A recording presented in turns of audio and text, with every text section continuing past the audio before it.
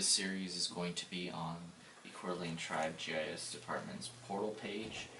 This is how to use the many different aspects of this portal website, from bringing in data to viewing data to editing, changing symbology, basically everything you need to create a map and then share it with others. Go straight into making a map. So here I brought in we're in the city of Plummer. Our tribal headquarters is right here.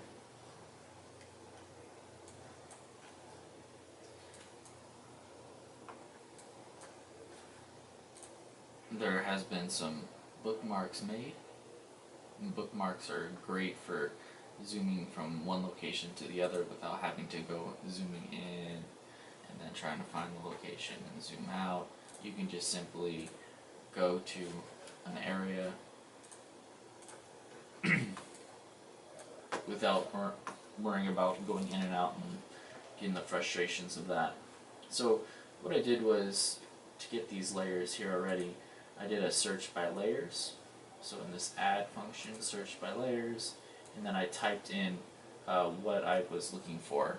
You could do that either by just tag names that you give it, if you know the exact title, who created it, when it was created. All of that information also can be found in here. So if you have certain folders that you know it's in, you can have that.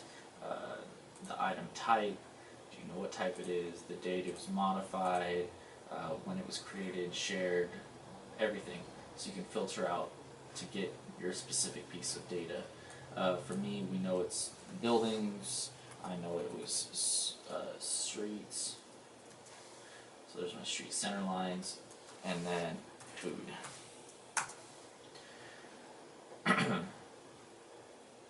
So I'm going to go back using the back button, and here they all are. Now the buildings layer is here. You can zoom into that, or you can do a zoom to. Zoom to the Fish and Wildlife and Natural Resources building. Again, we can just zoom back out to Plummer. And then we have our street center lines and some food places, which are not visible because we set a visibility range onto it. So if I were to bring it back out, and there they are. So the reason that I chose these three, and what I'll do is, this first one is just show in legend. So this is what they'll look like in legend. If I zoom over to legend, here they are. That's how they would show up if we were to print a map. Go back to the content. And we'll leave those open for now. And each one of these you can show the table. So name, address, zip code. If there is more information, we can show selected records, clear the selection, show, hide columns. So within here, if there are more columns within your attribute table, you can click those on and off if you want them to be shown or not. Like, I don't want to show zip code. There you go. And then we can also add fields if it's editable. We can change the symbology. We could apply filters. And then we can run analysis. And that's what these functions here are. Let me see if I can zoom in a little bit more for you. There you go. So you can see what's going on here.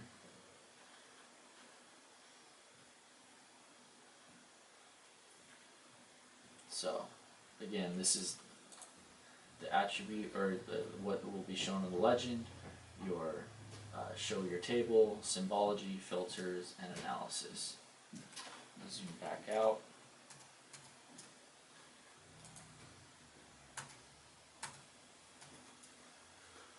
Okay, so there's more options, which is here. Now you can zoom to that actual feature. Which will center onto these points here. with the transparency. I'm going to go much more in so that we can see the change in the transparency as we get across to, let's say, here. You can see how it really lightened up. We can set a visibility range. So let's say we only want them to be seen around streets. So if we go past that, see how the black triangle is where we're at right now, and we're at saying we're at a street scale. But if we keep going out, it'll be easier if I go in. If we go one more,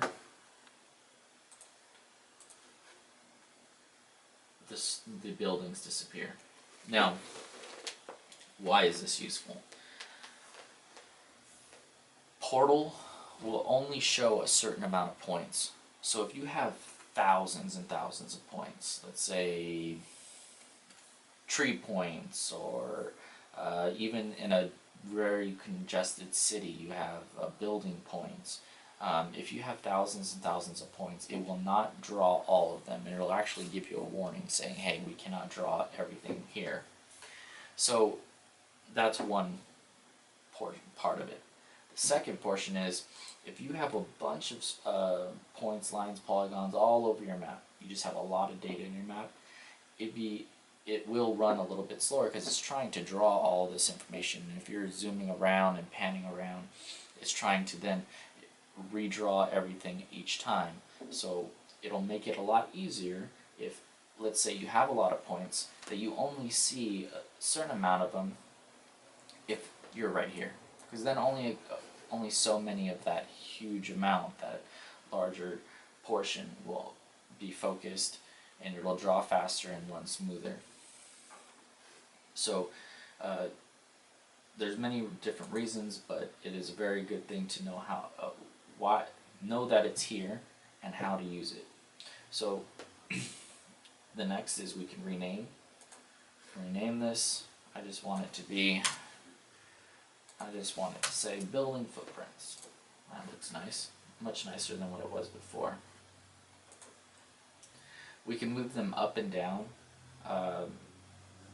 Typically, maybe you want to have your points higher, polygons should be lower. So let's go ahead and move it down. So drop to the second one. The other way you can do this is you can come over here to the left, and then this will say click and drag, so you can click it and you can bring it down, and then you'll see this little dotted line saying, okay, I'm going to drop here. Perfect. So now buildings is at the bottom, and you have your lines and your points. Typically you want to have your points above, but not always, just depending on your data and what you're trying to present. But you have your points, lines, and polygons now in this fashion by two ways, either moving them up and down on here. Let's show this one in the middle. So you can either move it up or down, or by physically clicking on them and dragging them down. You can copy this feature, and let's say you want to copy it and you want to keep it the way it is, but then you want to have an alternate version of it, and which you maybe do a different symbology on it, or you want to just filter out a certain portion of something but you want to leave the original intact. Here's where that comes in. You would simply just click, make a copy, and there it is. It'll say it's right above, and you copy it. And we'll leave it there for a moment, because then we'll go into filters. Now this next part is you want to hide it in your legend. You're making a map and you put a bunch of data on there, but there's no need for you to have the street lines in there for whatever reason. Well, you can hide it in your legend. You can come over here to legend to make sure. Oh, that's because I did that one. Let's hide this one too, and we'll hide a bunch of things just to show. Look, only the building footprints are now visible within your content. But I want to show in the legend, and I want to show in the legend, and come back, and here they both are. Next, we'll filter edits, so we can add the filters. And on this one, let's do that. Let's open this table up. We say we have Bobby's Bar, Benoit Market, the Gateway Cafe, the casino, Zips Drive-In.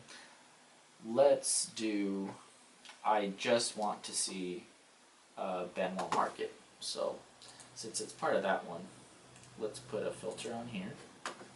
And we'll say, we know that the category we want is name, and is not, starts with, ends with, contains. So great, especially if you have multiple amounts of data. Maybe I just want to see buildings in Kootenai County or Benoit County, whatever it may be. So you can do, I want it to start with, counties that start with, and then K. I don't know exactly what your filter is, but maybe that's what it is. But this one, we want a unique value. So you can either do value, field, or unique, and then there you go, there's Benoit, but if we wanted something else, we can, and we'll say Benoit Market, and we'll apply the filter, and now you can see in the attribute table, that's the only one that's here. We'll close it, and there it is, there's Benoit Market. So that's how you would apply a filter. Now we have pop-ups, and then configure pop-ups. Right now it says remove pop-ups. So let's do that. And we'll click on this. So when we click on these, there's nothing. See that? There's no star. There's a star with a name, but nothing. So if you come over here, this one, it says remove pop-up on this copy, and this one we did on the Benoit Market. So when you click on